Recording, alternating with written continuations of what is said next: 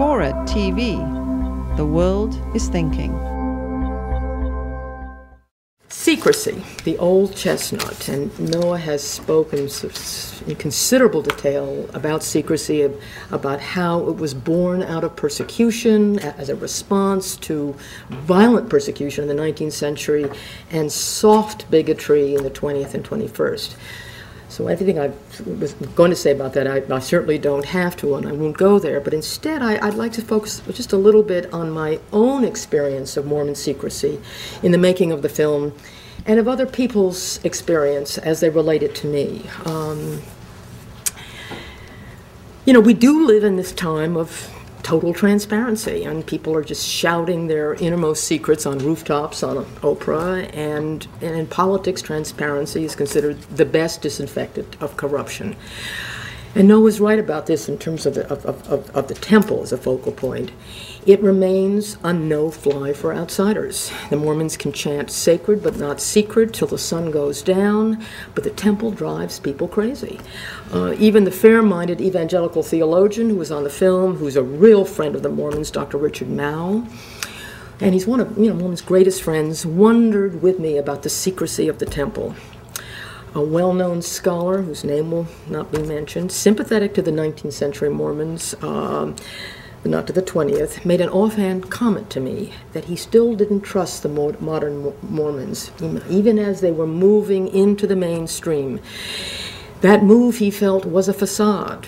They were, and these were his words, potentially dangerous, radioactive, and could ignite, though not in his lifetime. This is a kind of darker sort of version of the imagery of the kindling that I heard earlier on. The question that I constantly hear in the making of the film and in people responding to the film, do Mormons tell us what they really believe? And again, Noah has quite elegantly and precisely described the roots of that reluctance. But nonetheless, I can't tell you the times that I hear this, and in truth, in my own experience, talking to so many Mormons, both sort of the ordinary folk and right up to the general authorities, it's the rare experience for me that I'm with a Mormon who will own, if he or she knows, the big, bold ideas of Mormonism. When speaking with them, this is frequently what I hear when I try to engage them about their faith. When asked about Joseph's powerful final vision about man becoming God, godlike is almost always substitute for becoming a god. Even President Hinckley, when he was on the Larry King Show, was asked about the man-God theology, he seemed to disown it. We don't know much about these things, he said. And then when he went home to Utah and discussed the interview with a large group of Mormons, he basically said, of course we do know about those beliefs, but I'd rather not talk about them. Polygamy. I'm told by some Mormons that polygamy was never really central to Mormon belief. And this is astonishing, because polygamy was a core belief in the 19th century church. It was essential to salvation, as important, as Kathleen says in the film, as baptism was for the ordinary Christian. However, the Beehive house tours never even, not one mention of Brigham Young's 50-odd wives. He only had one, and nor was polygamy ever mentioned in the Joseph Smith exhibition at the Library of Congress that the church helped create. Some even have said to me that barring blacks from the priesthood was never official doctrine. It was just a practice. But isn't this a semantic difference denying its importance? It was a practice that was accepted until 40-odd years ago as a doctrine with profound implications for white and black Mormons. I'm often told that Mormons aren't making absolutist claims. We're just adding a new scripture, a new fullness. We aren't claiming the sole truth. And yet salvation, according to Mormons, is only achieved through Mormon ordinances.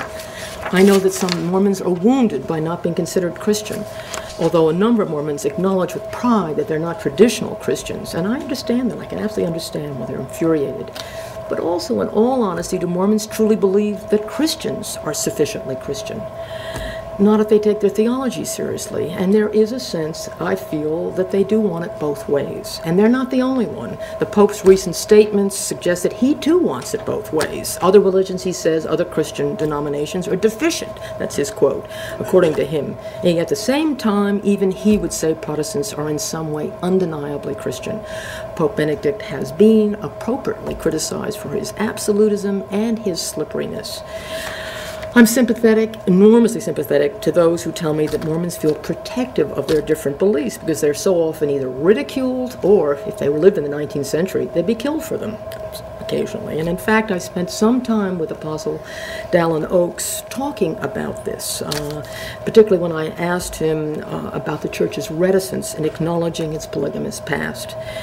And that pretty much was what he said. And he said, I think I got a sense from him that the Church was going to be a lot more forward in acknowledging certainly that part of their past. And, you know, I in our sort of long conversation together about this, I just said, you know, my own advice is own those beliefs. Don't shave off the rough edges so they fit the mainstream. Otherwise, you know, the criticism will still be out there, however understandable, and the, you know, the smell of evasiveness will linger.